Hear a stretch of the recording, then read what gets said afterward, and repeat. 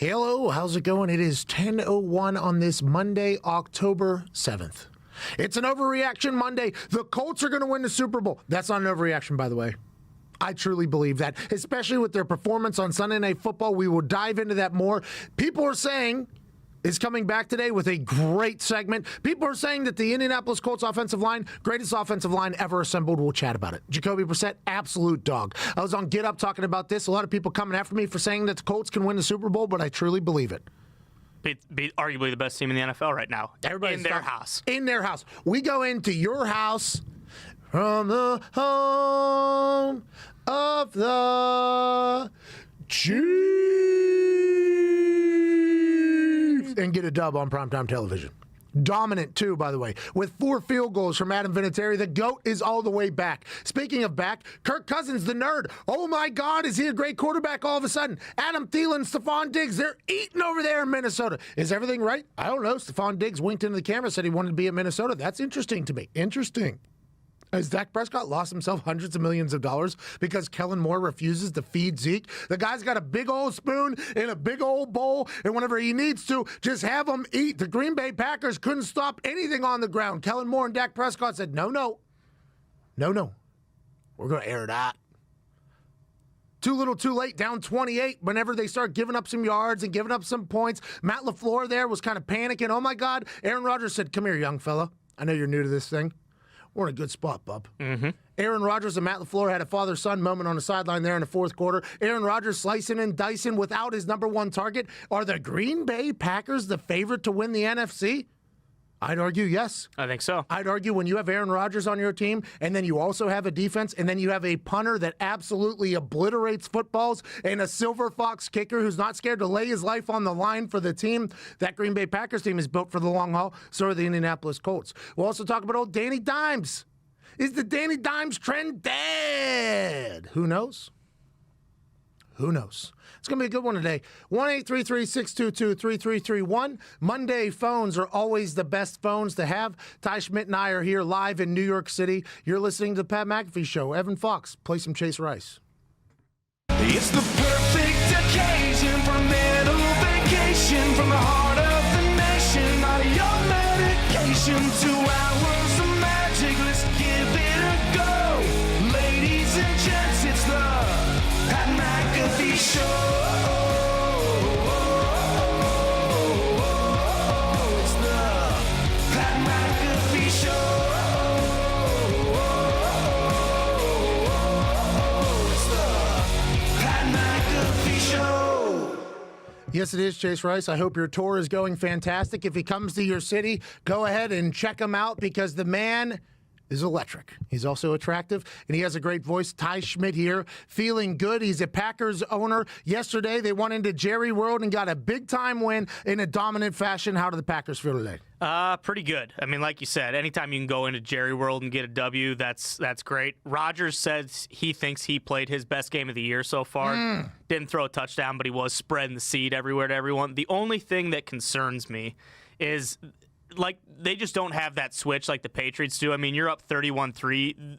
Like, just step on their neck and end it. I mean, it's like they were just playing not to lose for the remaining, basically the entire second half, and that's going to bite you in the ass eventually. Yeah, I think Pettin's going to have to find a way to go ahead and bury him. He was giving up a lot of yardage. I played for a team that got down a lot, and then we came back in miraculous fashion with Andrew Luck. Always had incredible fourth quarters. He always did all these things, but it seemed like the defense was in prevent. And I've always said, you know what prevent defense does?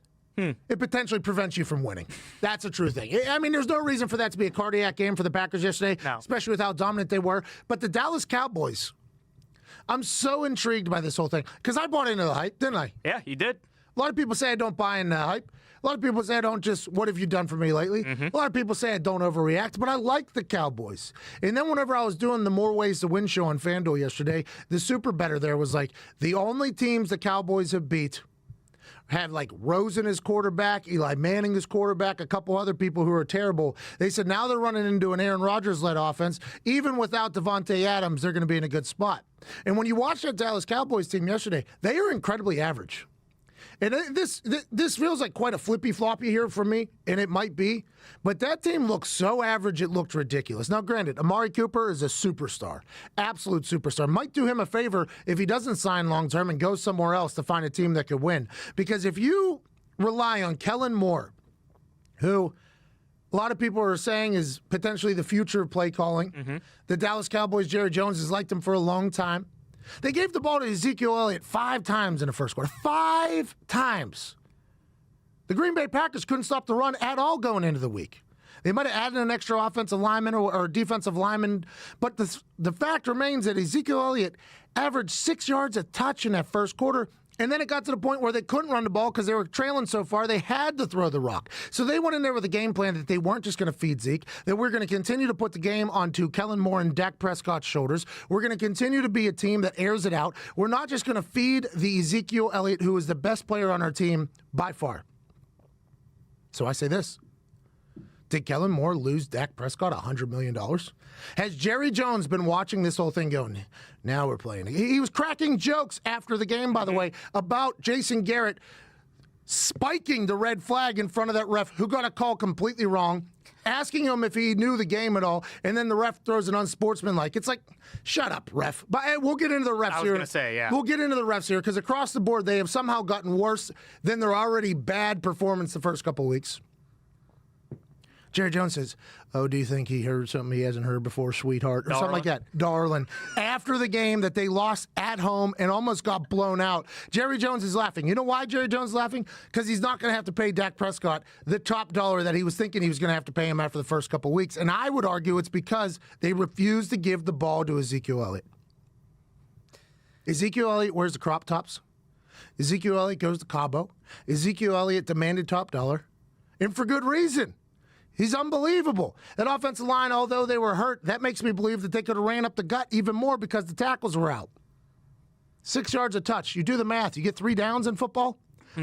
That's what we like to call 18 yards for the first 3 downs. That'll move the chains. And you know what else it'll do? It'll keep Aaron Rodgers and Aaron Jones, blossoming superstar. Hello, welcome to the world, Aaron Jones, in Dallas, in his hometown, having a monster day. It'll keep them off the field, which is what you need to happen if you're going to try to compete against a hot offense. I just don't think Kellen Moore had any clue what was going on. And I know there's going to be some growing pains and some learning curves, but damn, they got to do it quick because Dak's life and his future depends upon it, as does the Dallas Cowboys this particular year, when a lot of high hopes were happening, including from guys like me.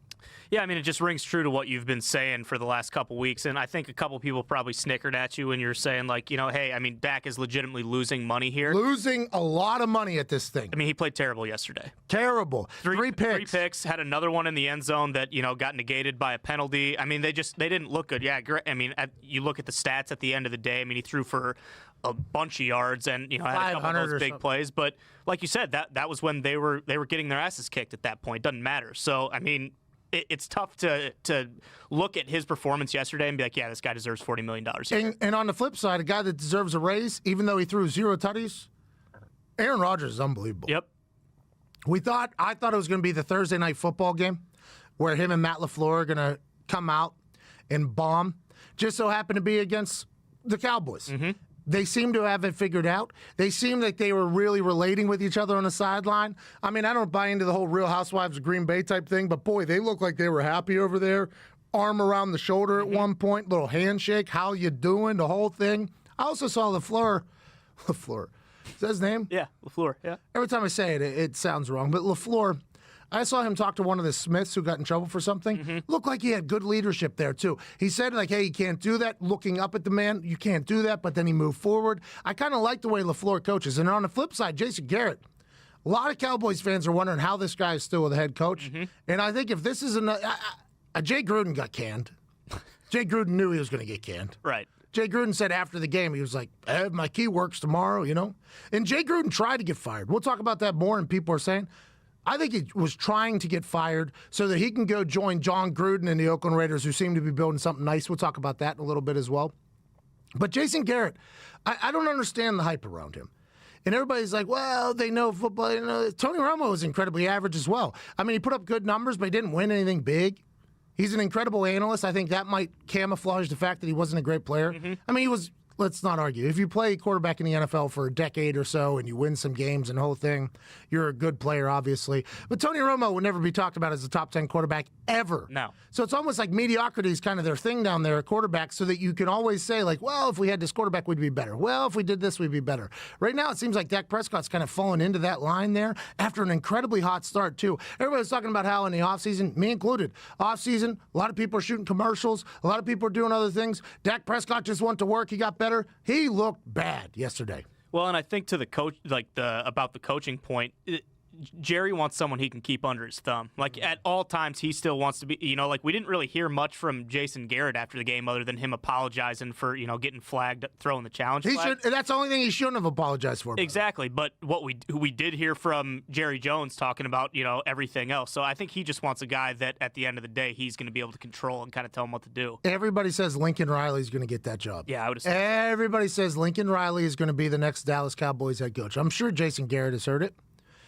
But Lincoln Riley, his offense, a lot of great passers have come through there. Even Jalen Hurts somehow has become an incredible passer. And maybe that's what can happen with Dak Prescott, who has an incredible arm. Anytime you see Dak Prescott throw, it looks like he has an incredible arm. He just makes dumb decisions and stuff like that.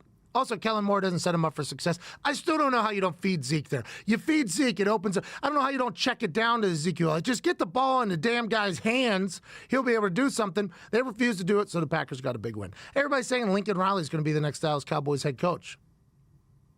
I think I'd much rather have that job than the Redskins job. But if you're at that job, are you really able to do anything with Jerry Jones looming over your head? Jerry Jones is one of the stalwarts of the National Football League. Jerry Jones is a guy who's had a lot of success in the distant past. Jerry Jones is a guy who's led a franchise to be one of the biggest franchises in sports history, not just football, but in sports history. Would you want to go in there after having a lot of success at Oklahoma, potentially 3 straight Heisman winners, after just being able to do whatever the hell you want at Oklahoma? Would you want to go to a place that you're going to get handcuffed by Jerry Jones? I don't know. I don't know if you would. I mean, I'd much rather coach in Dallas than in Washington.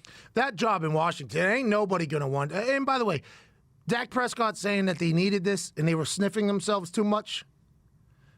I don't know what they were sniffing after that Saints game. Yeah. I honestly have no idea what they could have been sniffing. Did we sniff ourselves too much? I've never heard that said either, but I don't know where that quote is from. I might start using it, though. Every once in a while, I'll start sniffing myself whenever I say, like, oh, I called this. Sniffing myself is an interesting way to describe it. But how do you sniff yourself after that Saints game? And I would say that is 100% Jason Garrett's fault for allowing them to sniff themselves. Mm-hmm. I'd walk in that locker room and I'd say, hey, boys, are you guys sniffing yourselves? Stop sniffing yourselves. We just got blown out by the Saints. We scored 0 points against the Saints. We stink. And we walk in here and you guys are sniffing yourselves. Instead of playing cornhole, instead of reading the playbook, studying your film on the iPad, you're all just sniffing yourself in here. You need to stop sniffing yourselves. Well, and look at who they played those first 3 weeks. That's what everyone's been saying. Like, all those teams stink. Yeah, but those teams were sniffing themselves at one point, too. That's a good point. You know what I mean? That's a good point, yep. You got to remember, at the beginning of the season, everybody was sniffing themselves because they thought, you know what? Any given Sunday, we can sniff ourselves. That sniffer self line was one of the most ridiculous things I've ever heard in my life. Were we sniffing ourselves too much? Back-to-back terrible games. At what point do you stop sniffing and start playing football good? I just don't know if that's the case. Got to get to a break. 10:14 here. Monday, October 7th. Overreaction Monday. I think the Colts are going to win the Super Bowl. It's possible. Colts-Packers Super Bowl would be best-case scenario for this show, by the way. Yeah, it'd be great. We would have an incredible Super Bowl week. Mm-hmm. So I'm just going to continue talking about that until it actually happens. Yep. The Indianapolis Colts, by the way, on the other side, I'll break down why they have a chance to do that. Yeah, they lost to the Raiders last week. It's a young team, young QB. I got excuses for days if you need them, but I also got some legit reasons on why the Colts are dangerous in the American Football Conference. You're listening to the Pat McAfee Show.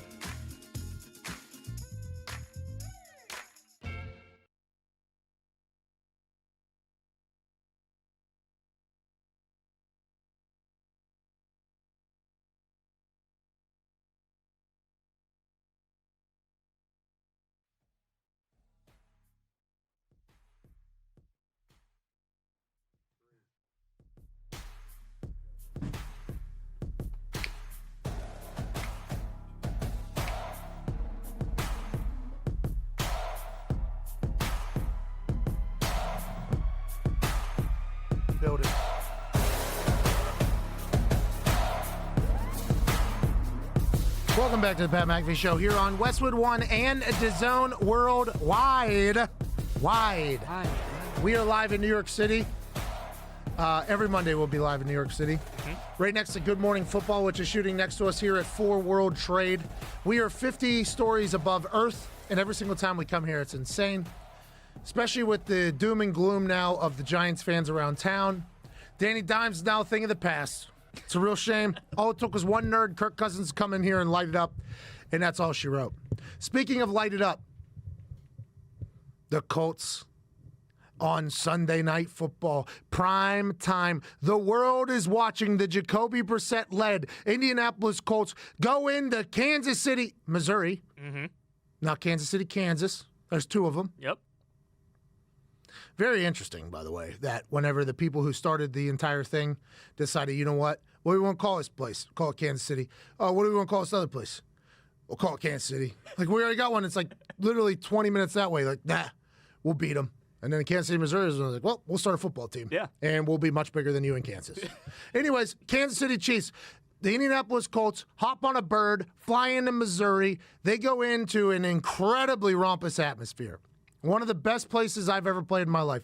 Arrowhead is incredible. The fan base is loyal. The fan base is passionate. And this fan base finally has a great team that they can really rally behind. Patrick Mahomes is a guy of the future. I remember back whenever Andy Reid decided to send Alex Smith out of town.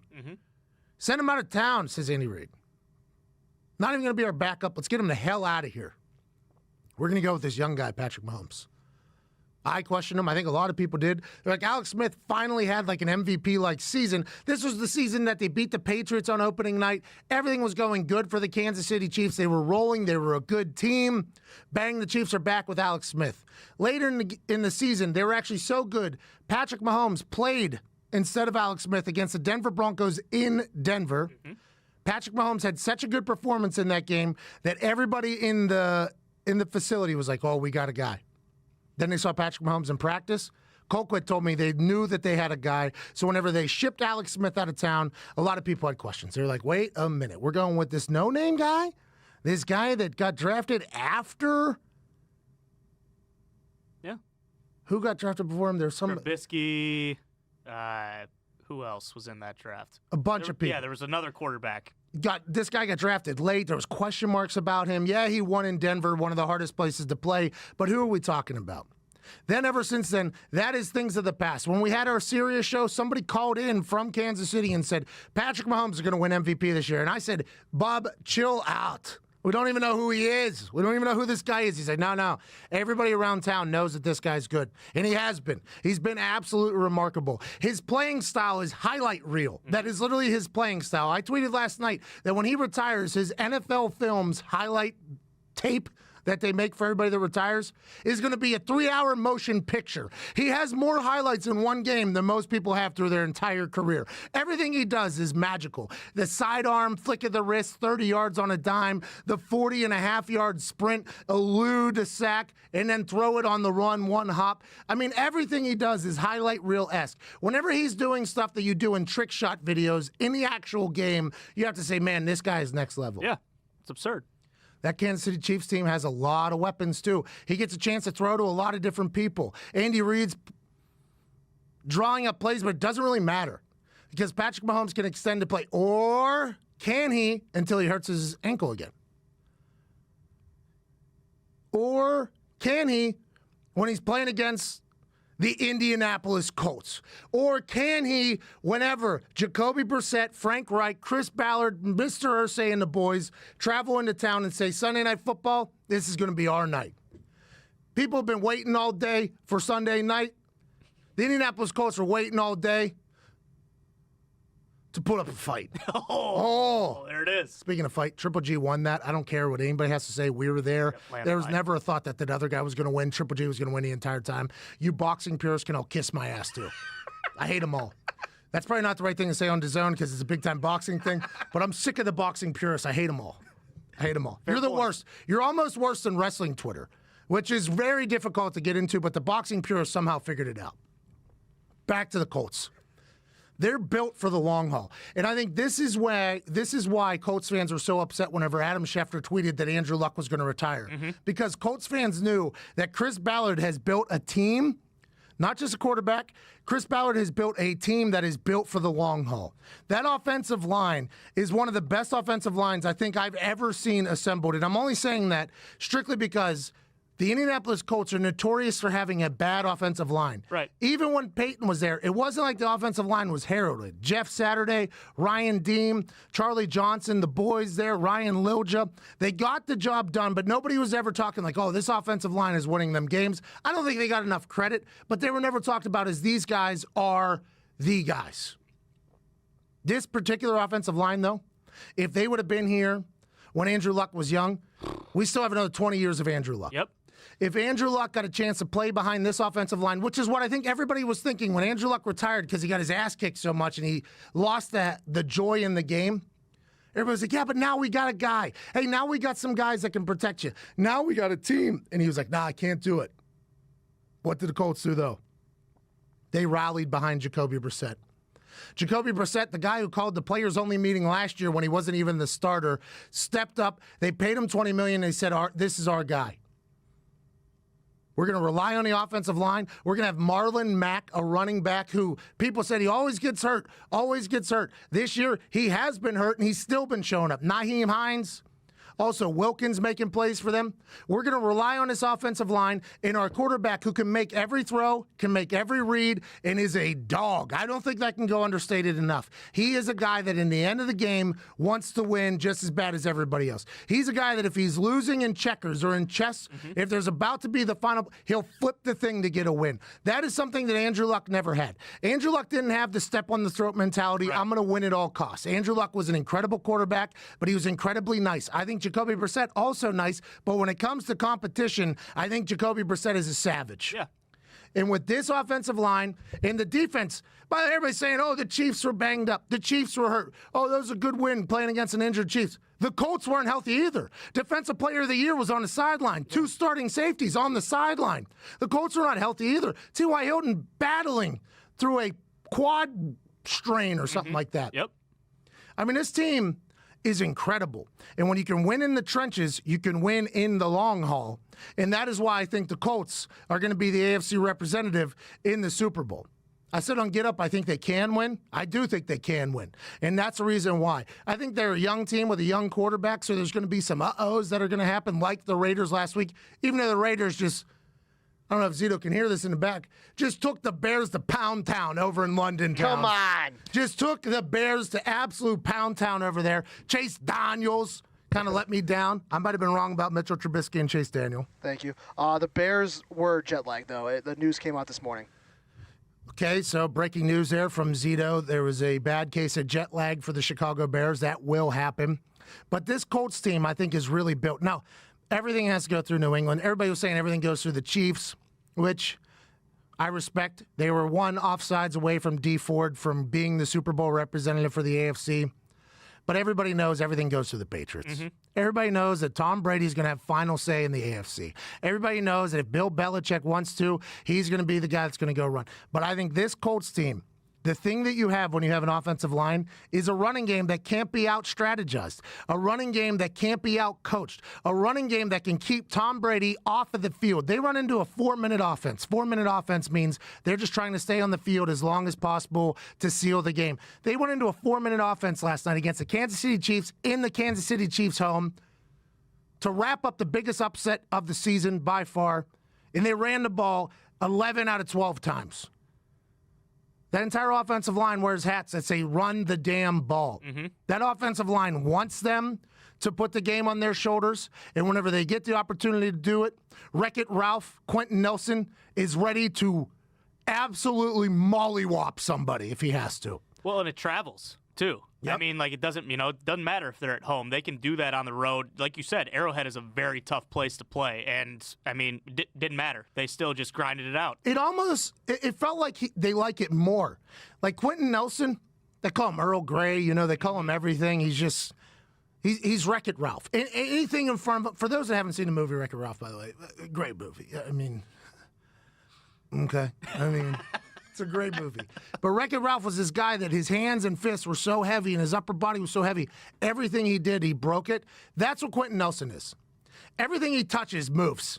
It doesn't matter who it is. It can be an all-pro. It can be this. He moves it. And it almost feels like with his mentality, and he wears the eye black, though, all over his whole face, it is osmosisly transferred over to Anthony Costanzo. Anthony Costanzo has always been a very good left tackle. Very good. But this nastiness that he almost picked up from Quentin Nelson has made him an elite left tackle. Going to make a Pro Bowl this year for the first time in his career, strictly because what those two do to people is incredible. I always thought Anthony Costanzo was kind of a victim of circumstance. I always thought the rest of the offensive line early in his career was kind of a different group of people. They were playing Pokemon and all that stuff. Like just when I saw them playing, what's that called? The Pokemon Go. Yeah, they're playing Pokemon Go and all this stuff. So I don't think there was anybody like asking him to be vicious or be nasty or anything like that. I think when Quentin Nelson got there, it set the tone for the entire team. Hey, I'm the 6th pick of the draft. I'm a guard. Okay? First-round draft picks are asked to be leaders of the team. Quentin Nelson has done that. I don't know how he is vocally. We talked to him once, got nothing out of him. Yeah. But I would assume in the locker room he's a different animal. What he does, though, whenever do as I do, not as I say type guy. What he does is he sets the tone for the rest of the team. When you see a guy like that just hammering people every single play and then sprinting down the field to follow the offense, every other offensive lineman has to watch that film. They have to see that happening. And if they're not giving the same effort, if you can't rise to Quentin Nelson's level, you're going to get laser pointed in a meeting. You are going to get poked fun at. Do not be the weak link. We got a guy. And Anthony Costanzo is benefiting from the Quentin Nelson effect, which is bang, this guy right next to me is an animal. This guy is going to be a perennial All-Pro. This guy next to me is going to be a Hall of Famer. And if Anthony Costanzo, who's a very smart person, gets a chance to learn from that, it's only making him better. I can't wait to see Anthony Costanzo in the Pro Bowl, but that type of offensive line is what wins you games in December. That's what wins you games in January. And Jacoby Brissett has the ability to win a game by himself, but the luxury of having an offensive line that can take care of it for you is beautiful, and that's why I think the Colts will win the Super Bowl. Yeah, I mean, and if they were flashier, then more people would probably be talking about them. I mean, that like last night was like the polar opposite. You know, you have the Chiefs offense who's super flashy. They throw it everywhere. Mahomes is, throwing crossbody passes. And then the Colts just, got 2 plays, work like Novocaine. You know what I mean? I mean, just take some time. It always works. We're going to hand this ball off. We're going to put it behind our big guys. Ryan Kelly has also had a rebirth there at center. I'm a big fan of Ryan Kelly as a human and as a football player. It's been fun to watch. T.Y. Hilton also, most underrated wide receiver in the game, gets double teamed every single game. Didn't care.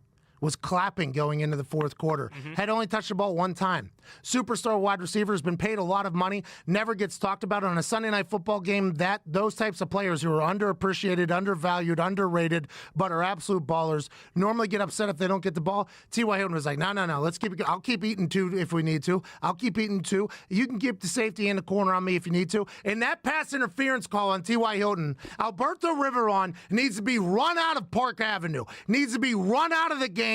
He's not helping, he's hurting. And that goes across all of the board. I'm not just talking about the hand slap from the Green Bay Packers on the head of the Dak Prescott guy. Terrible call. Yeah.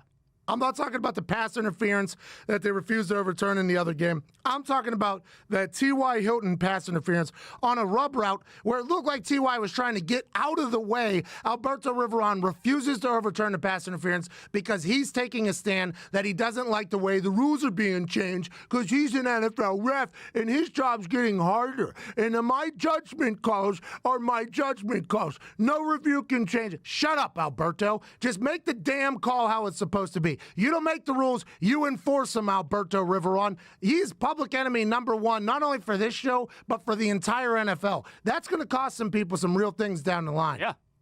Imagine if the Colts lose that game to the Chiefs because of that pass interference. That was a phantom call that, by the way, the NFL knew that these phantom calls happen sometimes, and sometimes refs get it wrong, Alberto. Sometimes you guys make mistakes on live time. So, you know what we're going to do? We're going to allow them the opportunity to review it if we're completely wrong. So they review it, and Alberto goes, no, that's still it. Don't worry about it. No, it's not, Alberto. I hate you, Alberto. I hate you, Al Riveron. It's getting to the point, and we mentioned this earlier, where it's like the games are almost unwatchable because every play you're just like, all right, let's wait, let's see what flag's coming in here. Flag. You mentioned them, ruining, potentially like ruining games and costing people. Bad late hit at the end of the Steelers-Ravens game. Oh, my God, that sent him down to the field goal. Position for Justin Tucker to send it into overtime. It's just, I mean, it's affecting teams right now, and there's no indication that it's going to get any better. No, it's only going to get worse. Yeah. And Chris Collinsworth had one of the most hilarious lines I think it's one of the most hilarious lines I've ever heard a commentator say. Yeah. I don't think commentators are that funny normally, but no, definitely not. He said, I think that's an incompletion, but after watching football all day today, I have no idea. He threw in the towel. He was like, listen, I don't think anybody knows what the rules are except for Alberto Riveron. He's the only guy. He's like the judge, jury, and executioner of this whole thing. He decides what goes and what doesn't go. When is Commissioner Goodell going to sit him down and say, listen, you either get with the program or you get the hell out? And that's what I'm waiting for him to do. It's only a matter of time. That pass interference on T.Y. Hilton, I think the entire internet was like, there's no way they uphold this call. Everybody was like, primetime television, millions of people watching, potential upset to what people are saying is the most talented team in a long time. This call is a microscope on it. This has been talked about since the Saints game. This has been talked about a lot by a lot of people, just the refs refusing to do the right thing in these situations. And everybody was like, I actually thought to myself, I had a tweet ready to go like, oh, good for Al. He's heard the criticism. Good for Al. He's come around on this whole thing. He admits his mistakes. He's getting better. But instead, it's complete opposite. Yeah. Somehow he makes the worst call he's ever made in the whole season. When we thought he couldn't suck anymore, somehow he turns it into a complete suck fest on Sunday Night Football, which you would think the NFL at some point would get sick of. The NFL would be sick of like, hey, Al, you're embarrassing a game right now. Nobody knows the damn rules because you refuse to enforce them the way they're supposed to. At some point, Roger Goodell has to call Alberto Riveron and say, call the game how it's supposed to be called. Your refs on the field stink. Not all of them. That's a broad brush. But a large majority of your refs on the field stink. We're putting review in to help your stinky-ass refs that you have on the field. Mm-hmm. And you refuse to let them help. You refuse to help them out by overturning calls. I just hate it. I'm sick of Alberto Riveron. Yeah, I mean, it's a lot easier to swallow after a win, but that Packers-Cowboys game was the worst officiated game I've ever seen in my life. Both sides. Like, the Cowboys got screwed on a couple big calls. So did the Packers. And it's just... Again, it's to the point where, what's going to happen? Are they just going to keep ruining these games or what? It's almost like the replacement refs are in right now. Yeah. This is kind of the feel as if the replacement refs are in from top to bottom. It feels like we're back in those days. Green Bay Packers had a hell of a situation with the replacement refs. Mm-hmm. How about Walt Anderson in that coin toss going into overtime? Yeah. Now, granted, Steelers deferred, which... is a wildly aggressive move. Wow. Especially when you got the human duck, Devlin Hodges, world champion duck caller, went in there, didn't blink an eye after the Mason Rudolph situation. He couldn't even handle the coin toss. The coin toss became an entire cluster truck. It makes no sense to me. We got to get to a break. 10:37 here on this beautiful Monday, October 7th. We'll come back with some phone calls on the other side. I think the Colts are going to win the Super Bowl. Now, granted, they're going to have to get through the Green Bay Packers, but I think this Colts team is built to win games in the trenches. But I assume Alberto Riveron will screw him somehow. That's what he does. Alberto Riveron screws teams over. That's not what the NFL's about. No, it's not. It's not. 10:38. You're listening to the Pat McAfee Show.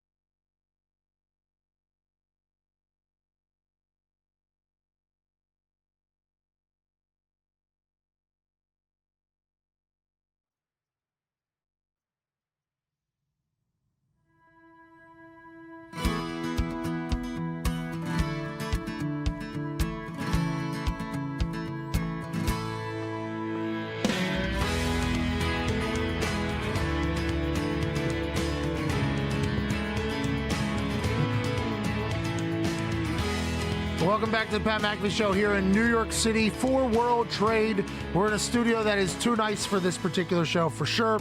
People treat us fine here, treat us incredible here.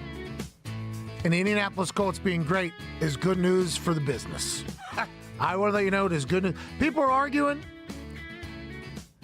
that hammer swing, the anvil, is really what brings this all back. Because Adam Vinatieri, which, by the way, NBC trying to bury Adam Vinatieri last night. I'm about done with that.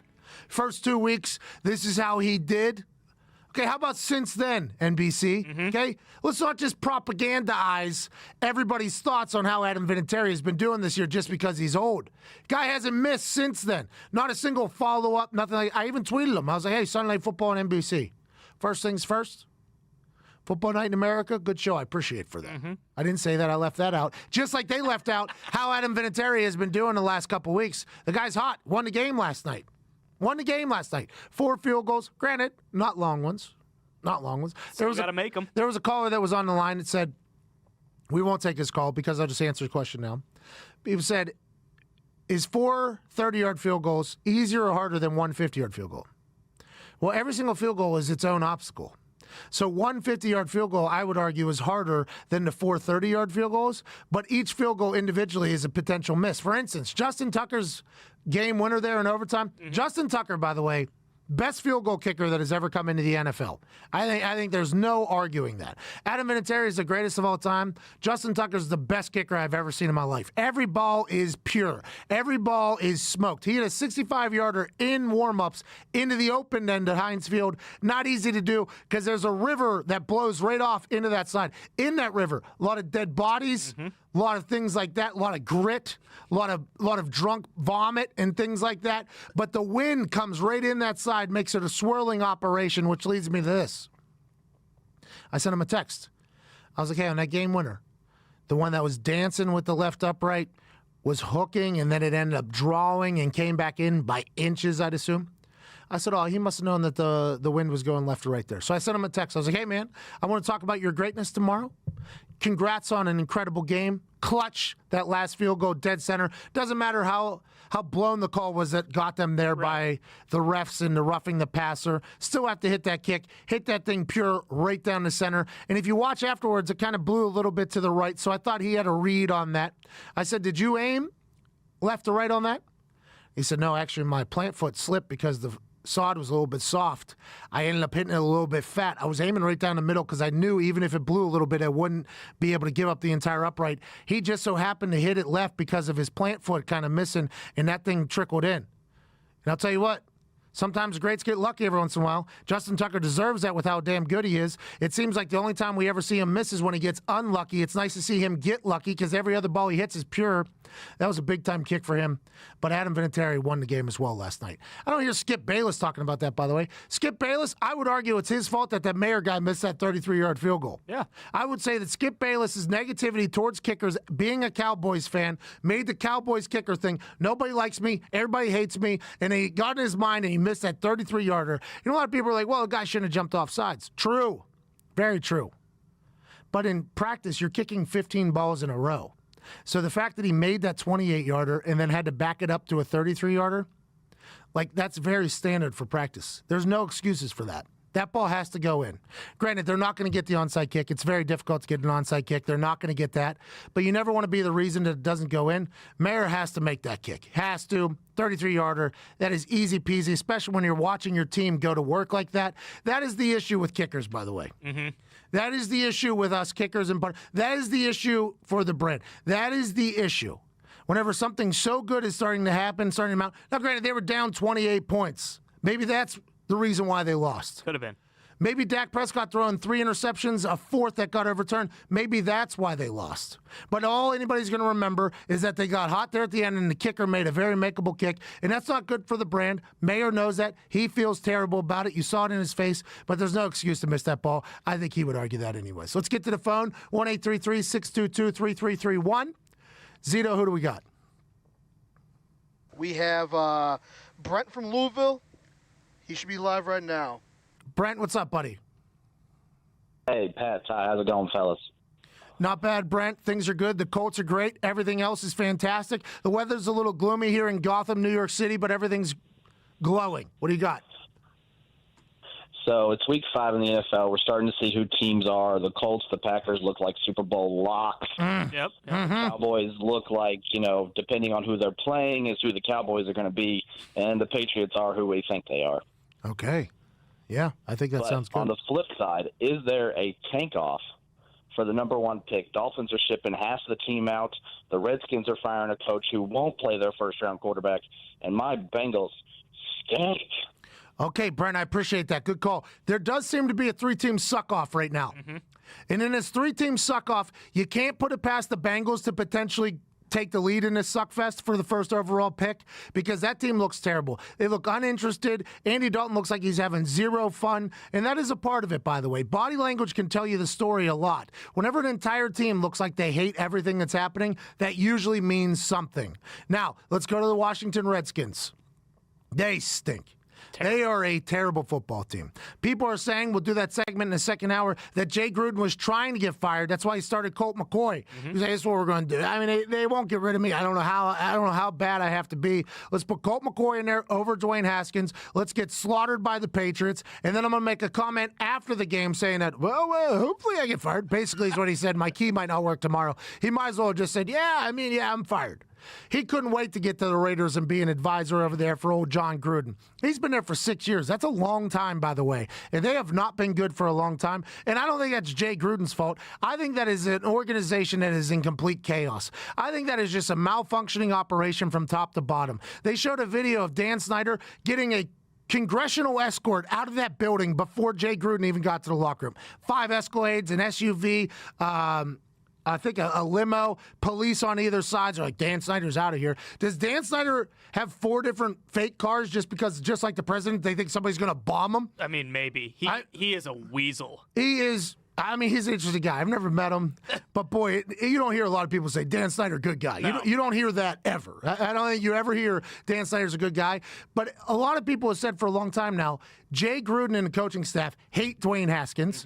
In the front office, Dwayne Haskins went to Dan Snyder's kids' high school. So it's like a love fest from the front office, hate fest from the coaches. It was only a matter of time before that bubbled into a complete volcanic firing of Jay Gruden, which I think he wanted.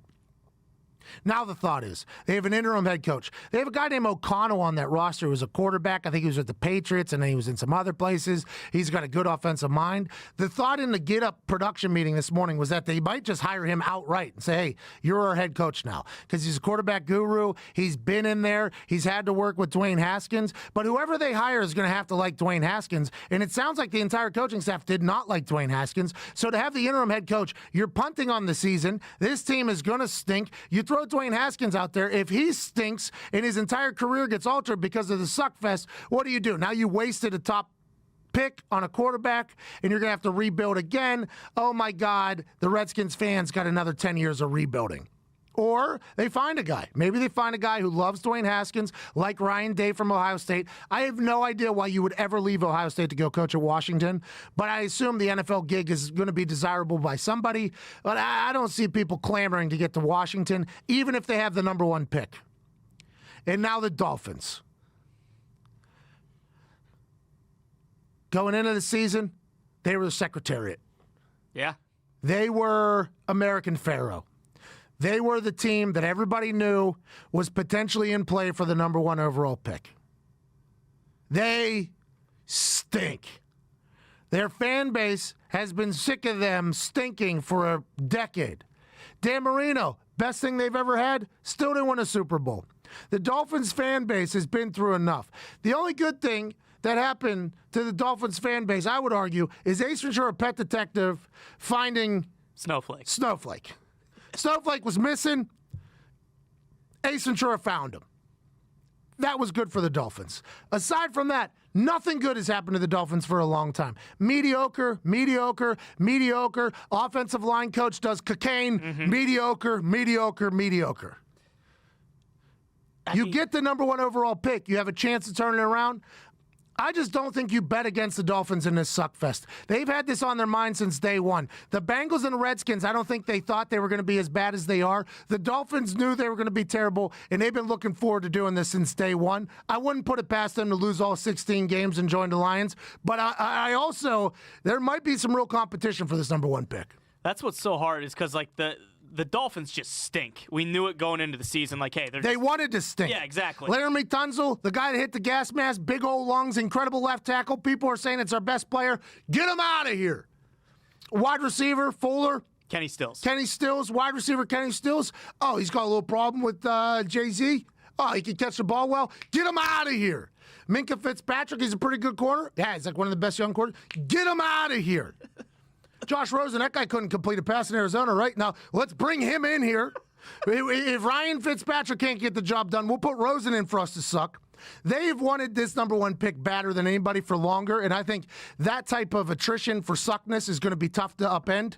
But we'll see if the Bengals and Redskins can do it. And that's what's so interesting is that it doesn't seem like, I mean, the Redskins just stink and they're dysfunctional. So it's almost like they're not trying. It's just who they are. Whereas we know, like, the Dolphins, like, that's what they're putting out there. And I can't believe I'm forgetting about this. The Jets. Oh, God. The Jets have mono right now. Nobody has a clue what they were 14-point dogs yesterday.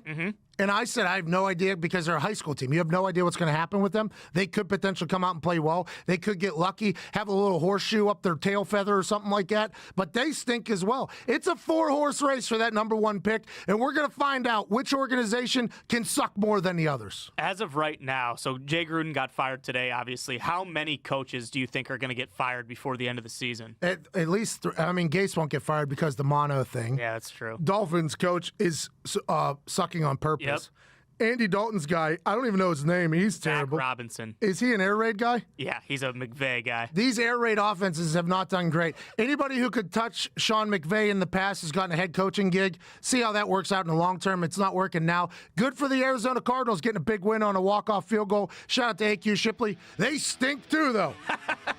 There's a lot of stinky teams in the NFL, but nobody sucks as bad as the refs, and that's something to hold your hat on.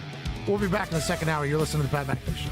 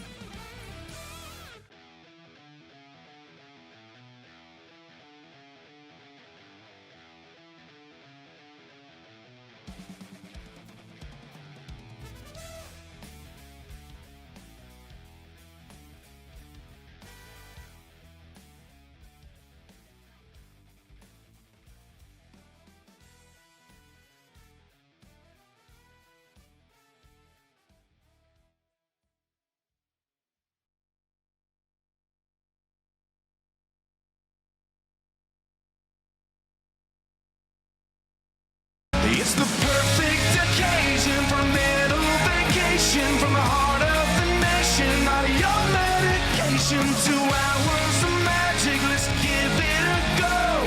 Ladies and gents, it's the Pat McAfee Show. It's the Pat McAfee Show. It's the Pat McAfee Show. Yes, it is, Chase Rice. I appreciate you for that heater. Good luck on tour. Fine, sir. We are live in New York City here for World Trade. There are 4 buildings, I believe. We are in the 4th one. It's a nice town, this New York City. Yeah, it's not bad. I mean, aside from the humans that crap on the sidewalk and the people that are fornicating themselves in payphones and stuff like that. Yep. The garbage, sewagey smell everywhere. Aside from that, incredible city. Yeah. It really is. Everywhere you walk, there's something awesome happening. Last night I saw a homeless guy fight another homeless guy, almost broke it up, decided to just turn my back and act like I didn't see it. But New York City is a good time. We're lucky to be here, especially after an incredible win by the Indianapolis Colts last night. Oh, yeah. Everybody knows I'm biased towards the Indianapolis Colts. I try not to be. I'm in this sports analyst world. I try to call it right down the center, but I can be persuaded, especially if it's millions of dollars in changing my life like Jim Irsay and the Indianapolis Colts did. Mm-hmm. A lot of people in that Indianapolis Colts building I'm still friends with. I like to see them succeed. Hasn't always been easy over there. Been a rough couple years. A lot of question marks. And now it seems like the Indianapolis Colts have a team that can make the long haul, and I am here for that. Not only for the good of this show, but for the good of Indianapolis. And I don't even know if I'd necessarily call you a homer. I mean, yeah, you played for him, whatever. That was by far the most impressive win of the NFL season so They far. beat the hell out of the Chiefs. They did, and they don't do it flashy. That's why everyone just kind of whatever. But I mean, you go like we said, you go into Arrowhead and you dominate him. They physically dominated that football game In the trenches, and then they were going man-to-man with injured secondary, too. Mm-hmm. A la, by the way, what Matt Patricia did to the Chiefs. So, big shout-out to the Detroit Lions with a little alley-oop for the Indianapolis Colts, which I would argue the next team's going to do to the Chiefs, and the next team's going to do to the Chiefs, and the next team's going to do to the Chiefs. And with his ankle injury, is Patrick Mahomes still going to be able to create and be the magic man that he always was? I don't know. He started missing throws after that second step on, which, by the way, if you don't have a sprained ankle, having a 315-pound man step on your ankle has to be one of the most excruciating things that I could imagine. I kick my toe into a table, I cry. Mm-hmm.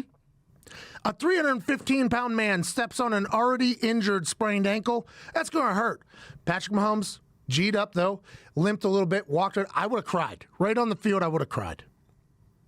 But his passes, by the way, your left foot, pretty important in the entire throwing industry because you're stepping on it, you're planning, you're turning. His passes after that started to be a little bit wild. Wasn't as precise as people have known him for. Didn't hit his targets exactly because his base was messed up. So are the future of the Chiefs in doubt because of this? Possibly. I don't know. I don't care about that. No.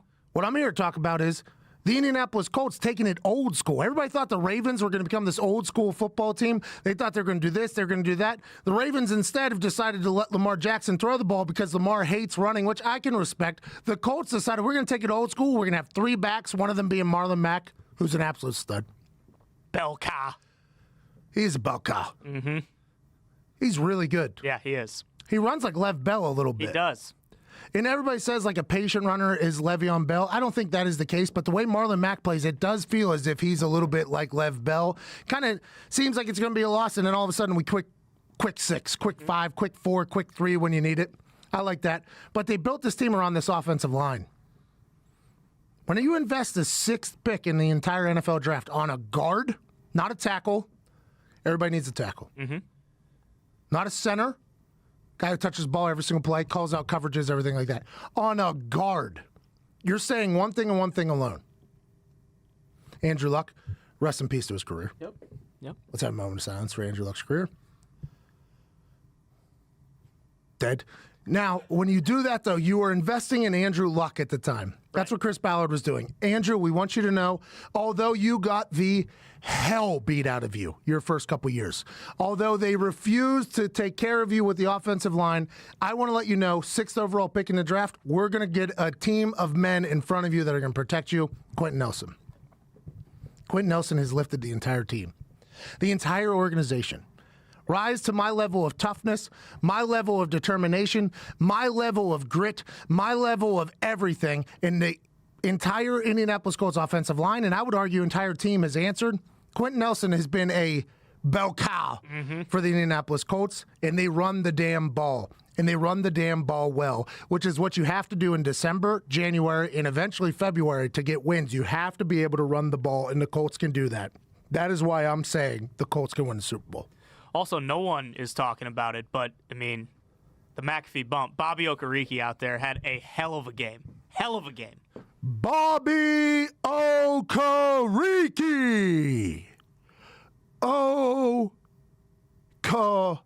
Okereke. He did. He got screwed on the pick, too. Yep, exactly. I don't know how they overturned that. They used common sense in that particular case, but nowhere else. I mean, I actually didn't mind them overturning that, by the way. Because I was like, yeah, it looks like it probably did. I don't mind Alberto Riveron going like, yeah, common sense, bang, let's do that. Because I think a lot of people would argue that that probably hit the ground. But then to refuse to use common sense in the future on that pass interference for T.Y., I'm done with Alberto. I almost don't even want to bring up his name. I'm about to start steaming again. I'm about to start yelling. I don't want to do it. There's been a lot of yelling today, a lot of overreacting. I hate Alberto Riveron. but that's the problem, too, is there's a good chance that if we take if that play happens in 8 other games, it probably gets called in at least 4 or 5 of them and stands. And it's the same people doing reviews, by the way. Exactly. There's no rhyme or reason to what they're doing. There's no consistency. All of these guys are stooges and sellouts. We tried to get Mark Madden on the show today to talk about the Steelers. He hates Juju. He's blaming Juju Smith-Schuster for that loss. Mm-hmm. I think you could blame the refs for that roughing the passer that put the Ravens basically in field goal position. With Justin Tucker, you're always in field goal position, but even closer, and gets that game over there. Cleveland Browns have to be feeling so good about the AFC North, by the way. They got a big-time game tonight. I'm hammering the Cleveland Browns for the only reason that I don't know enough about the 49ers. I know they got great defense, which could be a problem for the Browns. Jimmy G's handsome. He's really good. I don't know enough about him, though. Yeah, I mean, I don't either. I'm a big George Kittle guy. Go Hawks, but outside Love of that, George Kittle. I forgot he was on that team. Oh, yeah. Oh, yeah. He's an AEW guy. He put a video out saying he was AEW. Really? I don't think he knows that that is going to that'll be Raise some eyebrows. that'll be remembered. I don't know. He put a tweet out. He said it was an ad. You know, they paid him to tweet it. I don't know if George Kittle knows that will be remembered. Gonna say we'll see if he's at the next WWE event right by the ring. I said no. Hell in a Cell last night for WWE. I mean, we won't get into it, even though some people know me from there. I guess people do not like what happened there. They hate it. The only thing I really hate is the lack of respect for the Indianapolis Colts. The thing that we didn't respect, by the way, Kirk Cousins. We didn't respect Kirk Cousins enough, I don't think.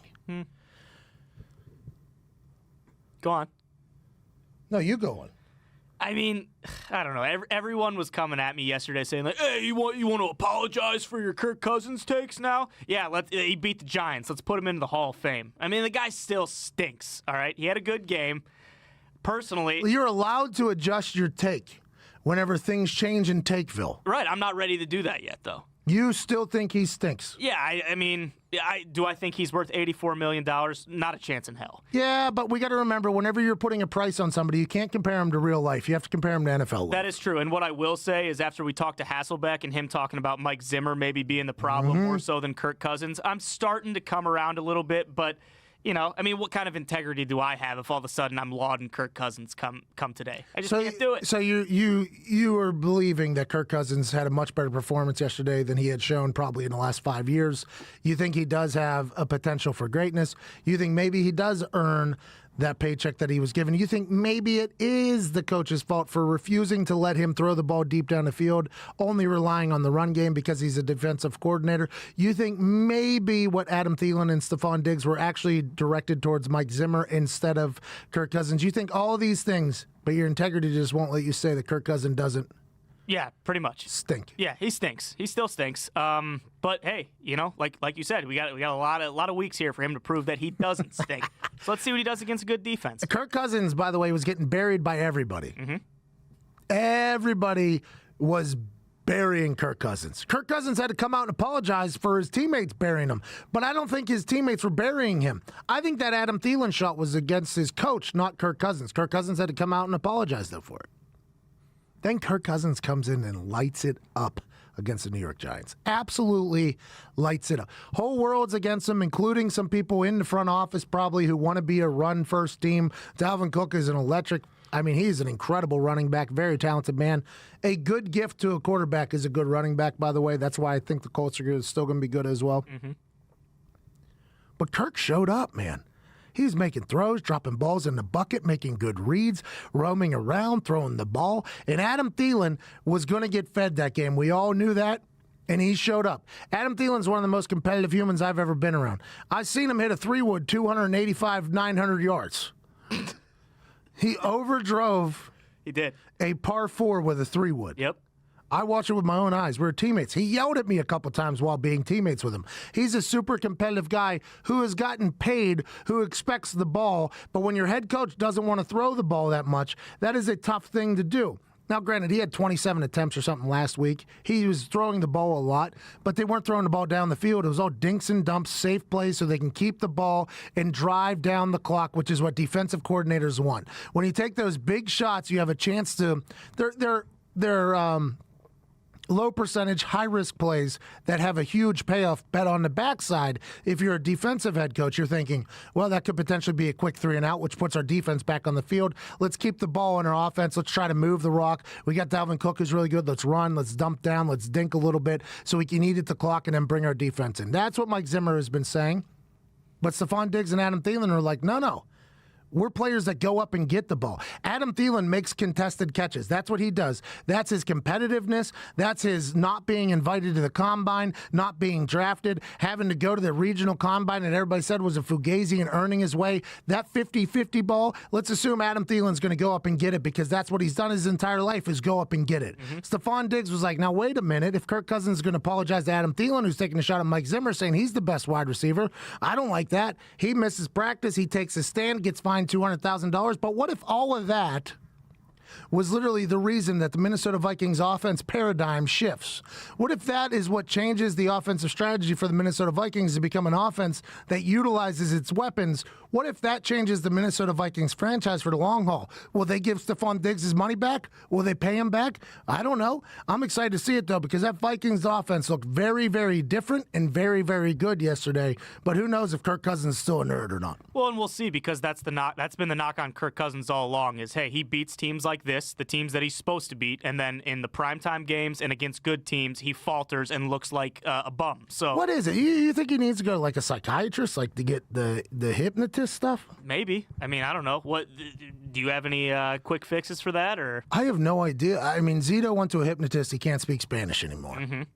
So if you have the ability to do that, you would think that a hypnotist would potentially be able to change the way you show up in big games, because it's probably paralysis by analysis. You think like, oh, everybody's watching, everybody's doing this, kind of change the way you play. You know, pressure makes diamonds. Diamonds last forever. Lock in. Macho Scotty Small said that. Yep. I think Kirk Cousins maybe needs to live by that motto, because he's playing the Eagles. I think they have a bye and then they play the Eagles or something like that. That is going to be a test. Tough defense. And if it's in Philadelphia, that is going to be a very tough. I'm not saying it is. I have no idea. I should have done more research. But if that's in Philadelphia, that is going to be tough. That'll be when we can fully judge Kirk Cousins. But, man, I like that a little public shaming changed that Vikings offense from within.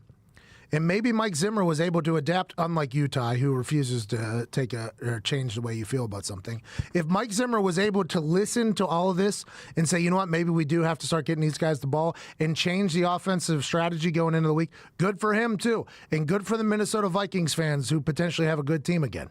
Well, if what you're saying is true, then I expect a handwritten thank you note from Kirk Cousins to both of us. Or maybe, just a nice little shout out on the podcast. Yeah, on the Kirk Cousins show. Exactly, because I ripped him to shreds, and maybe, so did I.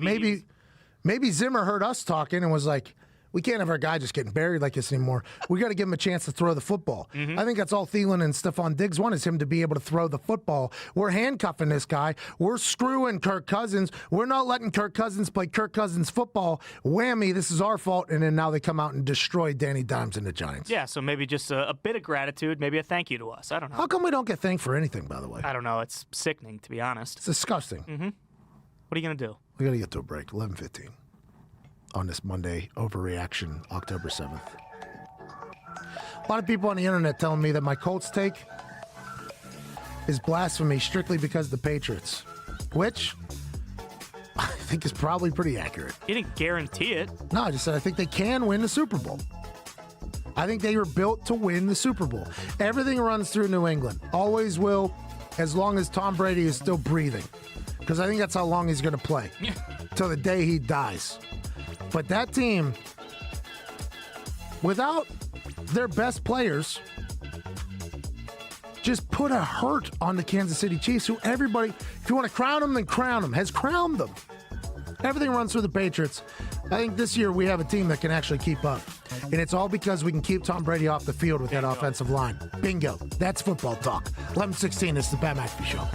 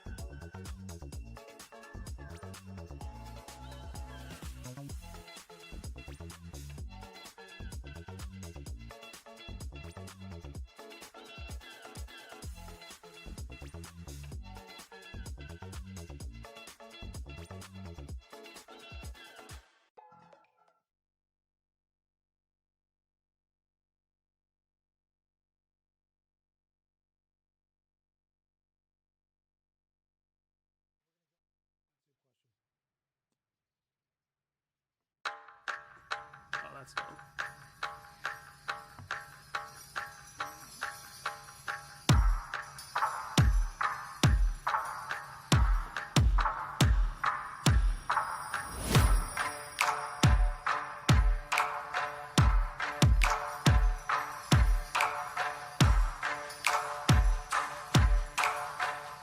this ever going to hit, you think?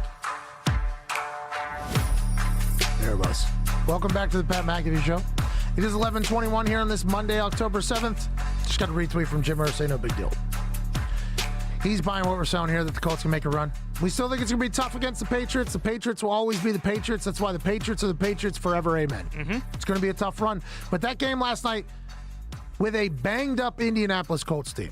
They went in there with like fifth stringers. They had hurt players getting hurt last night. Darius Leonard, Defensive Player of the Year last year, two starting safeties, corners hurt, Everybody's out against Patrick Mahomes and Andy Reid to get a big win. I like the Colts. Kirk Cousins, maybe not a nerd anymore. Went into New York, had a big-time play. If the offensive scheme changes for the Minnesota Vikings where they can take care and advantage of their weapons that they've paid, I think maybe Kirk Cousins becomes a good quarterback. It's going to be tough when the lights come on, though, because that's when Kirk Cousins goes at. Yeah, I mean, that's usually when he poops his bed. You know, he poops the bed in those situations. So we'll see. Hey, here's a word I thought of last night. Somebody used it on the internet, and my lady told me about. We can call people fart boxes on the internet, on FCC-regulated things.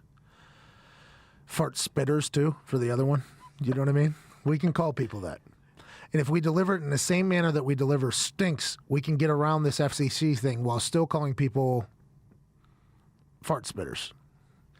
I'm going to start using that. Zito, you have a question from the YouTube? Yes, sir. Sebastian Milikoski from YouTube use hashtag Pat McAfee Show Live. Which backup quarterback has shown up the most? This has been the year of the backup quarterback. And some would argue that Jacoby Brissett's a backup quarterback who just got thrusted into a starting position and $20 million just 2 weeks before the season started. Not only him, he's playing very well. Gardner Minshew has taken the world by storm, absolute storm. Not only because he has an incredible mustache and plays well for the Jacksonville Jaguars, but also because he is performing at a very high level. Yeah. They got a loss yesterday against the Carolina Panthers where he put some big-time numbers up. I think he'll be good. Speaking of Carolina Panthers, Kyle Allen down there has probably Wally Pip Cam Newton, some would say. That team is a whole different animal now that Kyle Allen's playing, and it all goes through Christian McCaffrey, who was striding out. That long run of his, he looked like Usain Bolt with the ball. He was striding, and I'm going to say something that some people aren't going to like to hear. Okay. But as a Caucasian, watching him stride out and disappear behind the defense, that was incredible to see. I thought I was watching a Photoshop. I honestly, I did not know Christian McCaffrey had that. The flip up and over, they know they have a good guy, so Kyle Allen can relax and rely on that while still making plays. I think he's playing damn good. Yeah. I think Danny Dimes is playing good. This is the year of the backup quarterback almost, but still, at the end of the day, Teddy Bridgewater. Teddy Bridgewater had a massive day. He's undefeated as a starter now at this point. Knocking off the Cowboys. Could potentially be the first ring that drives Dak Prescott's bank account down about 9 figures. Could be the New Orleans Saints. They got a good team around them, but Teddy Bridgewater's playing well. You start looking around, you're like, wait a minute. How many starters are about to get punked out of jobs because these backups are coming in and performing at a high level? And this leads me to the thought that if you have a quarterback, you hang on to them as long as you can. If you have quarterbacks in abundance, you hang on to them as long as you can. Everybody was calling the Saints looking for Teddy Bridgewater last year. They said, no, we're going to pay him this amount of money. And Teddy Bridgewater said, I want to stay here. They kept him around. People wanted Jacoby Brissett last year. Chris Ballard said, no, we're keeping him. No way can you do that. That seems to be the right mindset. If you have good quarterbacks, you keep them in the building because you never know when you're going to need them. The Patriots, they just plug and play. Yeah. I mean, hey, come here, learn from Tom Brady. You're going to be the guy. Congratulations, you've done your thing. But if you have a good backup, that can go a long way, especially in this league now where big hits are happening at a regular basis.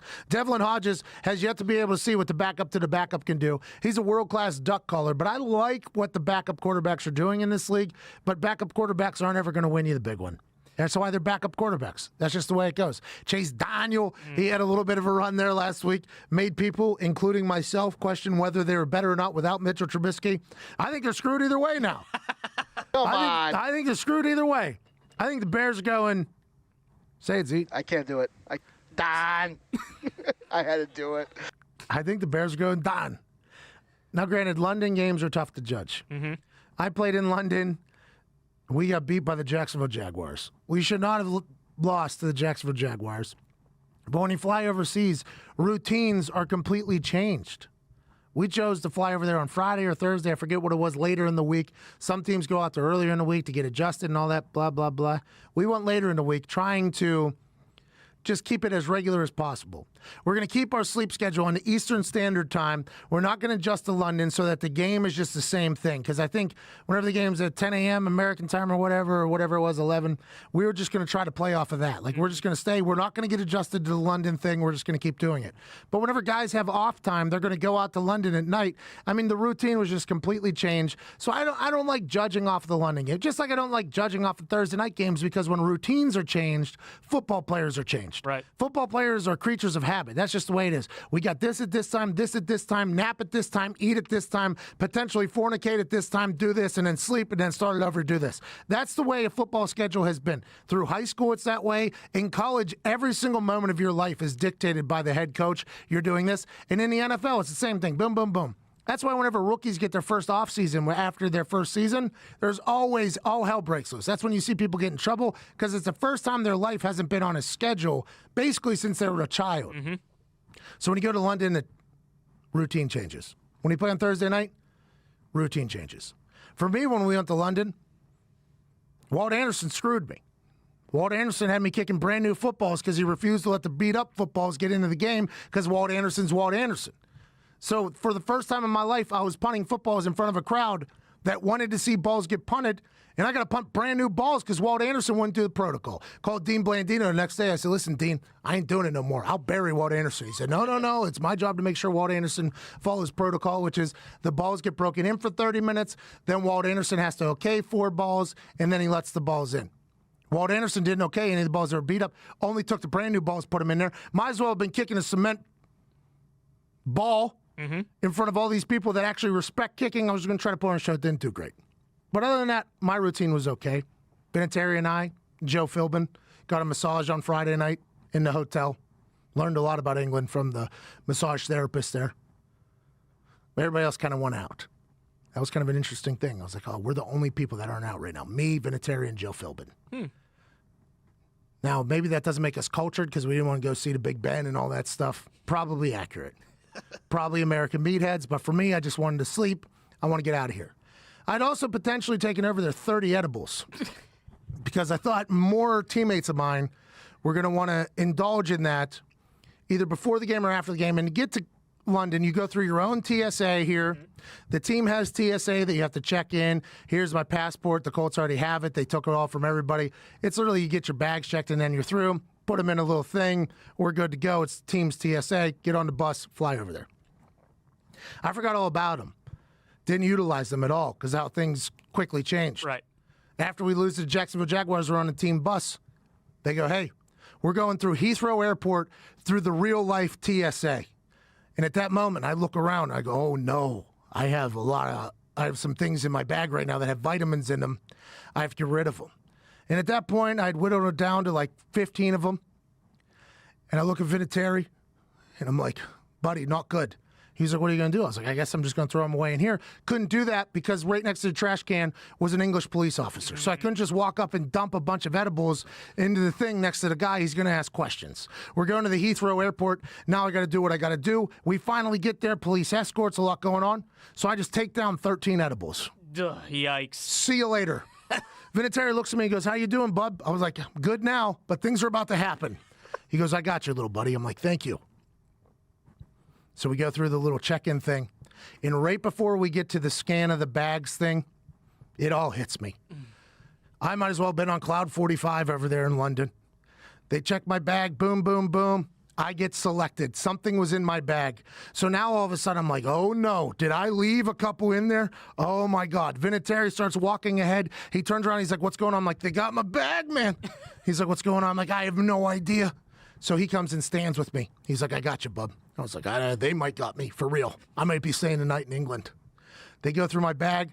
Turns out, had a vibrating toothbrush. Thing was vibrating in my bag. Yep. They're like, oh, it must have been this. Or it must have been my big-ass toothpaste because you can't fly with that. I was like, you got it, pal. I get all the way back to the plane, lost my ticket somewhere. Somehow I don't have a ticket. So now I got to check into the gate people that I don't have a ticket. I'm like, I'm on this plane. I promise I am, but I don't have a ticket. They're like, what's your name? I'm like, Patrick McAfee. The McAfee? No, yeah, whatever you want to call me. I just need a ticket. So now I have to sit there and wait as somebody brings me a ticket from the front while my entire team walks by me, knowing that I'm on cloud 50, just having a good time. Grigson walks by, just upset, obviously. I wish he would have known that I was in a mood where he should have talked to me there. It was just a nightmare. The London trip for me from beginning to end was not good, and I think that happens for a lot of NFL players. It's just a completely break from routine. It's not fun. You have to fly back. You're playing in a soccer stadium. Now, granted, some teams thrive in that situation. The Bears did not. The international Bears aren't great. The Colts weren't great. It's different for a lot of teams. The Raiders look good, but I don't like to judge anybody off of those European trips because everything's different. And it's not like a bowl game different. It's just completely different. And for me, it almost ended with my death. Yeah, I mean, I don't know. They were showing that graphic how the Raiders were, they left Indianapolis right after that game to go over to London. It's gonna be something like 48 days. Yeah, 48 days before they go back to Oakland and play. I mean, I think you're right. I think those London games are a crapshoot. I don't think, like you said, none of the players care about them. No, we care about them. It's just hard to get up for it's just hard. It's a very difficult thing mentally. Professional athletes live in between their ears. That's what separates the great from the good. You can see any guy walking down the street who has great athleticism, who can catch a ball well, but in between the ears, if he can't flip the switch and become elite, he's not going to make it. And that's where people live. So whenever you get off routine or you're in this, you're doing that, maybe it's a meal that you like to eat, everything can just kind of be a little bit thing. And now, granted, a lot of people are saying, well, they got to be tough from that. You got to be. I agree completely. I wish I was. I think a lot of other people wish they were. That's just not how it is. When your routine's broken, you have a potential to be terrible. And I think that's what happened to the Bears. But I don't think Chase Daniel's the answer anymore when I did think that at one point. I'm not sure they have a quarterback. Are they going to waste that Chicago Bears defense that didn't come out hot once again? That Khalil Mack situation, by the way, for Jon Gruden. Yeah. Jon Gruden said after the game, I'm 56 years old, man, and this is the most fun I've ever had. Is that what he said? Yep. Hey, listen, man, I'm 56 years old. This is the most fun I've ever had, man. You guys got the whole week off. Hey, look at that. He's won a Super Bowl. Mm-hmm. He did Monday Night Football. Mm-hmm. He did a lot of great things. He had the Fired Football Coaches Association of America. The most fun he has ever had was beating Khalil Mack and the Chicago Bears in England in a Week 5 game.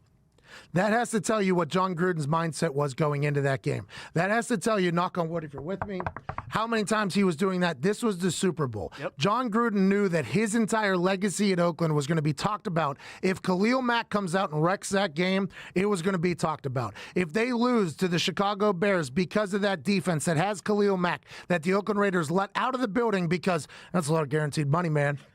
Jon Gruden's going to get buried even more than he already is. But instead, it's the complete opposite. Now the Raiders are on a little bit of a hot streak. Mike Mayock and Jon Gruden look like they know how to build a team. And the only thing I think they're missing is one explosive, potentially mentally ill wide receiver that could have been great for them, that they were planning on having, by the way, built their team around him, paid a lot of money, and all he did was bring distractions for there and went out and go to New England. That Oakland Raiders team looks damn good right now. They do. I mean, Josh Jacobs, I feel like no one's really been talking about him. He just quietly goes out and has, over 100 rushing yards and like 2 touchdowns every week. What if Jon Gruden and Mike Mayock, 2 TV personalities, are able to build a great franchise and somehow avoid and get through the most distractions ever? And I mean, Hard Knocks, Antonio Brown, his YouTube, everything was built against the Raiders, and they're just playing well and winning games. And people are talking about the Colts losing to the Raiders last week. I think a lot of people are potentially going to lose this Raiders team. And Derek Carr, by the way, looks like he actually has a little bit of swag, a little bit of confidence. And I'll tell you what, Jon Gruden might have hated him for a long time. Maybe he's coming around on him. If Mahomes' ankle injury ends up being a little bit more serious or hampers him for a couple weeks, the Raiders could potentially, be in the lead in the AFC West. They might be the best team in the AFC West. Overreaction Monday, 11:35. We got to get to a break. We got Adam Lefkoe coming in here, a little bit of Bleacher Report fame. Talk to him and wrap up these 2 hours. It's been a beautiful Overreaction Monday. It's October 7th. You're listening to The Pat McAfee Show.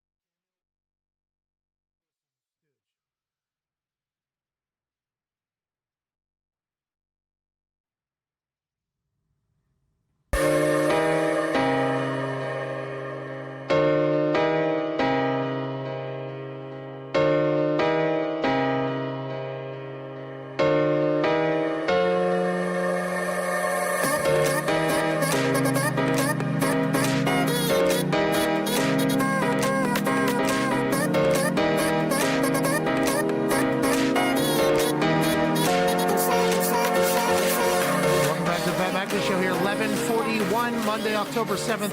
It's been a beautiful Overreaction Monday for us here. Kirk Cousins doesn't stink anymore. Still a nerd doesn't stink. Danny Dimes is dead. See you later, pal. Even though he dropped one in the bucket and showing incredible glimpses of hope for the future for the New York Giants. There's a 4-team suck-off for that number 1 pick. It's the Dolphins, Redskins, Bungles, and Jets. Who's going to end up there? Nobody knows, but they're going to battle in suckness to see if they can get that number 1 pick. It's a bunch of fart spitters out there, for sure. Jay Gruden has been fired. See you later. He's going to be an Oakland Raiders analyst, consultant, whatever you want to call it. Probably within a day, if we had to guess. Yep. Indianapolis Colts are going to win the Super Bowl. Love that. Love everything about that. Yes, I know the Patriots are incredible. Yes, I know everything runs through Tom Brady, but this is Overreaction Monday for a reason. Colts got a big-time win against the Kansas City Chiefs, a la Matt Patricia's defense, a la running game, a la offensive linemen are incredible, and Jacoby Brissett can make every single throw. That's a team that's set up for success no matter how you slice and dice it. Speaking of slice and dicing, Aaron Rodgers did that to the Dallas Cowboys, even though he threw no tutters. Aaron Jones was incredible. 11:42, it is time for the segment that people are calling the greatest segment in the history of radio. Foxy, please hit that. People are saying. That's right. These are things that are happening around the world, and people are saying things. We're not saying them, but people are saying them. Ty, please. Pat, people are saying, you just mentioned it, Jay Gruden was trying to get fired. He had the comment about, hey, well, you know, I'll still show up for work if my key works. Started Colt McCoy over Dwayne Haskins. Your thoughts? I think to get out of that organization, people will do a lot of things, including attempting to get fired. I think the Browns organization was this way for a long time where nobody wanted to go there because it's an automatic suck fest. But this Washington Redskins disorganization and chaos that's happening in the front office and the coaching staff is incurable. He's been there for 6 years, has a losing record, no sight of a win in the near future. I think Jay Gruden knew it. I think Jay Gruden wanted the hell out of there. Jay Gruden didn't want Dwayne Haskins. Dan Snyder wanted Dan Haskins. And Jay Gruden said, I'm going to start Colt McCoy. If these first 3-4 weeks weren't enough to get me fired, I'm going to go ahead and allude to it in the post-game presser. If my key works tomorrow, Dan, huh? Wink, wink. If my key works, Jay Gruden was trying to get fired. That was obvious, and I think he's happy to be out of there. But now the Washington Redskins are left with one choice. Do you play Dwayne Haskins to see what you have for the future for your next head coach to decide whether or not he wants that to be the guy, or do you wait it out and not throw Dwayne Haskins into the fire where they're definitely going to suck with an interim head coach? Interim head coaches never work out. They might bring a new energy. There might be a freshness, but at some point it's all going to end up evening out. That organization stinks, and I'll be excited to see what they do with Dwayne Haskins. I have no idea who's going to want that gig. Maybe Ryan Day from Ohio State because he knows Dwayne Haskins. Maybe a couple other people. But, man, I just don't see any success in the near future for the Washington Redskins. I saw people saying Tomlin as a possible replacement. Any stock in that? Mike Tomlin is a winning head coach. Mike Tomlin is about to have like his first losing season in a long time strictly because Tommy John showed up in an NFL quarterback's arm. Mike Tomlin has had to deal with distractions that other teams could not deal with. They actually shipped him out of town, was able to do that for a long time. Tomlin never gets the respect that he deserves for being a winning head coach. Mike Tomlin's also the reason why I'm in the NFL, so it might be why I am so for Mike Tomlin. But boy, Mike Tomlin would be a hilarious head coach down there in Washington. I don't know if they fire him right now. Although they're trading all their future picks, knowing that their team stinks in the Pittsburgh Steelers, which makes you think that they think they're potentially in the hot seat, I still don't think Tomlin's going to get fired. They have to give him a pass. They're on a third-string quarterback now. Mason Rudolph, I mean, that was scary. That was a scary, scary hit. And instead of firing Tomlin, they should fire the golf cart operator. Couldn't even get him carted off the field. Couldn't even get him stretchered off the field. Made him stand up with no face mask, which, by the way, optically, one of the most It was. It was hilarious. It was a hilarious. Optically, that was hilarious, and the director knew it too. They were zooming in on his face. He was completely out of it. I'm happy he's home. I'm happy he's healthy. I'm happy he's back to it. That was a scary hit, but the entire operation was. It seemed like a cluster. There's no way $1 billion operation should have people pushing the stretcher cart off of the field, and then they said Mason Rudolph wanted to walk off the field. Was Mason Rudolph in any condition to answer any questions about what he wanted and what he didn't want it? No. He didn't even know his face mask was off. He probably came back to it and was like, what the hell happened? Where is my face? The only thing that was missing was Mason Rudolph going slowly with his hands up to his face like, is there really no face mask on my helmet right now? The guy was knocked into next year by Earl Thomas. A lot of people saying it was a dirty hit. I don't think it was a dirty hit. It was just like the Josh Allen hit from a couple weeks ago. It was a victim of circumstance where he's kind of sandwiched in there. Unfortunate. It was very unfortunate. It was very scary. Happy to hear he's okay. But the way that whole thing was handled was just optically terrible. Yeah. I mean, it was. Yeah. It was. A lot of people were telling me that I was cracking jokes on Twitter about it, and they will no longer follow me. It was not a joke. No, it wasn't. I think this is my style. I observe and report. That is all I do. My entire life is observing and reporting. And the thought of Mason Rudolph coming back to it after being out for a minute and a half, that was it was scary. It was. His teammates were scared for him. Everybody was scared for him. I had a situation like that with Austin Collie in Philadelphia. We were scared to death about what happened to Austin Collie. He comes back to it, though, and the thought of Mason Rudolph coming back to it, oh, my God, I'm on a football field. Where am I? Right? Which is the original thoughts. Yep. Then having to have the actual thought of, where'd my face? am I missing my face, man? And then they make him walk off the field, zoom in on his face. Just optically, that was handled so poorly. I would assume that it'll get back to it. But Mike Tomlin, I don't think he ends up there, but I do think Jay Gruden was trying to get fired. So people are saying the correct things there. Well said. Last thing? The last thing we got here, people are saying that Ray Lewis is an absolute stooge and a moron and doesn't know anything about football. And why is that? Well, he had a nice little diatribe going against the Packers defense earlier this week, talking about they didn't have any leadership. They don't got any guys in that front seven who like to eat. They don't got any captains out there who are leaders, who are men of God. Ray Lewis is a moron, okay? He says that those guys go out and just eat against the Cowboys. The Smith brothers combined for, I think, like 3 sacks, 6 QB hits. Zadarius Smith, after his first one, he does Ray Lewis's goofy-ass dance, taking a huge shot at him. I mean, I'm not even going to go there and say, I already tweeted it. Everyone has the Ray Lewis joke in the chamber.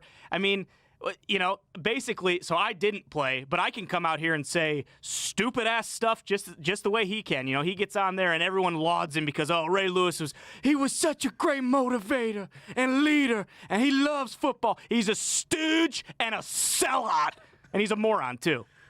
Anything else? No, that's it. Well, I don't know if people are saying that, but I'm saying that for sure. So Yep. the segment, people are saying... Yeah, that one was for me. I think anytime people get on these microphones and speak about football, especially whenever you have a notable resume like Ray Lewis does, he's a Hall of Famer. Yeah, for Ray sure. Lewis is in the Hall of Fame. Incredible player. Good at football. Very good at football. But sometimes when he speaks, a lot of people go, where'd that come from? And in that particular case... I seen it with my eyes. You remember when he cut that motivational promo from his garage? Yeah, Or whatever? I mean that's the kind of stuff we're dealing with. He was now. filming himself, but he was looking away as if he was talking to a team. It was like Super Bowl night or whatever. I like Ray Lewis, man. I mean, I don't know if Ray Lewis likes me or whatever like me, but he came and spoke to the Colts one time. Chuck Pagano had him come because Chuck was his D coordinator in Baltimore. And Arthur Jones was on the team the year Ray Lewis said he was going to retire. They went on to win a Super Bowl for Ray. Deer antler spray. I mean, you got anything else? No, keep going. But they won a Super Bowl there. He was an incredible motivator to his teammates. When he came and spoke to us, it was very interesting because he wasn't our teammate, so we didn't really know the ins and outs of him. Sure. He was he was saying things, he was getting in people's faces, and I left that conversation thinking, you know what? I'm a better man because of it. Yeah, I bet you were. And I think that is what happens when Ray Lewis speaks. And you're saying he was speaking right out of his fart spitter there? Yeah, speaking out of his ass 1,000%. And then, but again, it doesn't matter. Come today, he'll just say, those guys needed that extra motivation, and I gave it to them. Packers front seven, they got some dogs now. Hey, that's what we did to Kirk Cousins. Yeah, exactly. I'm honored that we could do that for him, motivate him. Yeah, Ray Lewis, his TV career has been an interesting one. What's he on? He's on the Showtime thing now? Yeah, I think so. Inside the NFL. That's a good show, by the way. It is. Highly sought after gig. He got it. And I get it when you have, I mean, like you said, when you have that kind of resume, I guess you can go out there and say whatever the hell you want. But then that defense, though, has been the thing for the Packers. Yeah. So there's no reason to bury them. No. He could have went the other way and said, hey, the offense has to make up for the defense being a defensive player. Instead, he decided to bury him. They just don't got any guys in that front seven. Okay. Moron. I did think that the Dallas Cowboys and Kellen Moore were going to decide to just feed Zeke and just beat up that Packers front seven. And they chose not to do that at all. They gave the ball to Zeke 5 times in that first quarter. Everybody thought Aaron Jones' stat line was going to be Ezekiel Elliott's stat line yesterday. And in turn, it wasn't at all. Nope. It was the complete opposite. They only gave him the ball 4 times in the second half. Now, granted, they're coming from way behind, like 28 points behind or whatever, so you have to air it out. But early in that game, I don't know how they didn't think Ezekiel Elliott is going to be our guy today, and then we're going to pass off of it. I don't know how they didn't watch the Packers film and say, you know what the Packers don't do well? Stop the run. They got a lot of picks, which they had even more last night. They're good in secondary. They're good at disguising coverages. They're good at all these things, but they haven't been able to stop the run yet. We have a guy that we just paid a lot of money to in the backfield who is rested, didn't have all the training camp, who finds a way to eat whenever he needs to, and they just chose not to give him the ball. And then it got so out of hand they couldn't have him run the ball anymore because they were playing catch-up so much. I think Kellen Moore is going to have to answer some questions if this thing continues to happen. But Dak Prescott could have lost hundreds of millions of dollars yesterday. Yeah. Everybody's saying the Cowboys are going to pay him regardless of what happens. But come on. I think Kellen Moore is setting him up for failure. I mean, the rest are bad. But Kellen Moore is setting him up for failure. They're not feeding Zeke. And if I'm Ezekiel Elliott, I'm wondering, hey, what the hell are we doing? Are we trying to get Dak Prescott a bunch of money? Or are we trying to win some games? He was averaging 6 yards a tote. 6 yards. You do the math before 4th down, there's 3 downs. 3 times 6 is what, Ty? 3 times 6 is 18. That a boy. Kid got into Harvard. Said, nah, I'm going to go to Iowa. Go Hawks. But I don't know how they chose not to feed Ezekiel Elliott. I don't know how they said they sniffed themselves too much after just getting blown out by the Saints. I don't know how this was a wake-up call that they needed. If I'm a Dallas Cowboys fan, I have a lot of questions about what the hell's going on. Mm-hmm. How is Jason Garrett letting them sniff them? That's a real thing, by the way. Dak Prescott said he was sniffing themselves too much. We were sniffing ourselves a little bit too much. How? Did you not watch the film in the Saints game? Yeah, exactly. We were all forced to watch it. I'm forced to talk about it right now. Literally forced to talk about it. This is obligatory Dallas Cowboy talk because I'm forced to talk about the Cowboys. And it seems like the only people that aren't forced to watch the Cowboys are the Cowboys. If they're still sniffing themselves after that Saints game, and especially after last night against the Packers, they just seem to be a very average team. Yeah. And that's tough. That kicker has to make that kick. Mm-hmm. Has to make that kick. Doesn't matter if there's a 28-yarder that goes through and you get a penalty because in practice you're kicking 10 balls in a row anyways. That's just pick it up, make another rep. Granted, they're not going to get the onside kick. They're not going to get the ball back. They're not going to win that game. But the kicker can't be the reason that stalls their entire thing. I don't like that. That's not good for the brand at all. But, man, that Dallas Cowboys team looked bad in their own house. And it's all because they were sniffing themselves. Yeah. Stop sniffing yourself. That game is completely different. The Packers receive the kickoff. They, move the ball a little bit and then have to punt. If the Cowboys run the ball there and chew a bunch of clock, they probably march down the field and at least get a field goal. Instead, Dak throws that interception, gives the Packers all the momentum back, and then they go. And Aaron Rodgers is slicing and dicing. Aaron Jones is balling out in his hometown. There's just nothing you can do. And then you're so far behind, you have to throw the ball, which eliminates Ezekiel Elliott. It just makes no sense to me. I think the Dallas Cowboys handled that wrong. Maybe they'll stop sniffing themselves and start watching themselves on film so that we can all enjoy the forced Dallas Cowboys talk that we have to do. Yeah, and I saw Warren Sharp tweeted this. They have one of the toughest schedules in football from the rest of the season here. Jerry Jones is loving it because he's not going to have to pay Dak Prescott $40 million. But going forward, is Dak Prescott the guy? I don't know. I don't think so.